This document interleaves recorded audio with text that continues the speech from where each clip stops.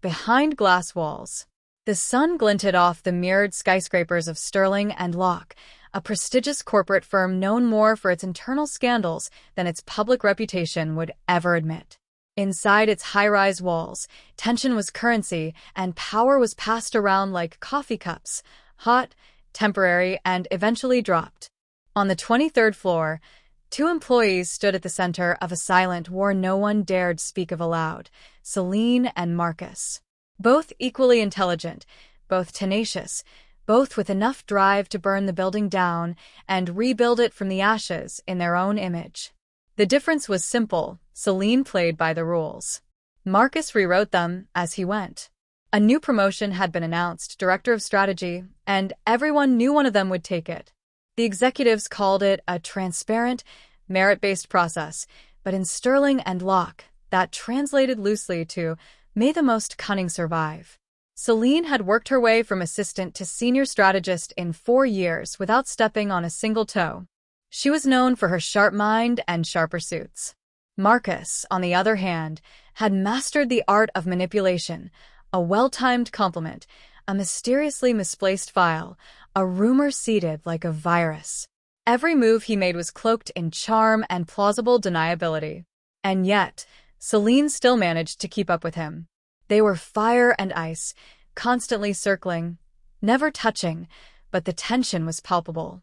Until one morning, everything changed. A company-wide message popped into every inbox with a cheerful ding. Most ignored it until someone actually read it. It wasn't an update. It was a message. Flirty, bold, personal.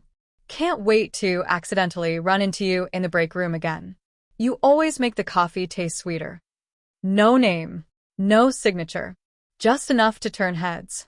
The office buzzed within minutes. Whispers danced between cubicles. Who was it meant for? Who sent it? Theories bloomed like weeds. And worse, some thought it might be from Celine. Her name was often associated with Marcus's in office rumors already, even if she'd never entertained them. But Celine was too busy with her own storm to worry about gossip. The real shock came later that week during a private meeting with the VP. Sitting across from him, she caught a familiar glint in his eyes, one she'd seen in Marcus's smirk just hours earlier. That's when she knew. The promotion was a puppet string. The process? A lie. Her competition wasn't just Marcus anymore. It was the system itself. And the boss, Bryson, wasn't just biased. He was dating Marcus. For the first time, Celine realized playing fair might get her nowhere. And for the first time, she didn't back down. While HR played blind and the leadership team smiled with sharpened teeth, a deeper game began beneath the surface. Celine started keeping records, meetings, discrepancies, patterns. She didn't need to expose them. Not yet. She needed leverage. Just enough to make sure if she didn't rise, they'd all fall. Meanwhile, across the floor, someone else was watching: Aaron, a quiet analyst who spent more time listening than speaking. He had something bigger on his desk, a file full of classified data that pointed to illegal financial practices buried deep within company reports. Embezzlement, insider trading, cover-ups. He'd been compiling evidence for months, preparing to drop the truth to the press. But then, his best friend was hired as part of the executive team. Aaron froze. If he blew the whistle now, she would go down with the rest. She had just bought her first apartment. She was finally happy. And now, he held the match that could burn her future to the ground.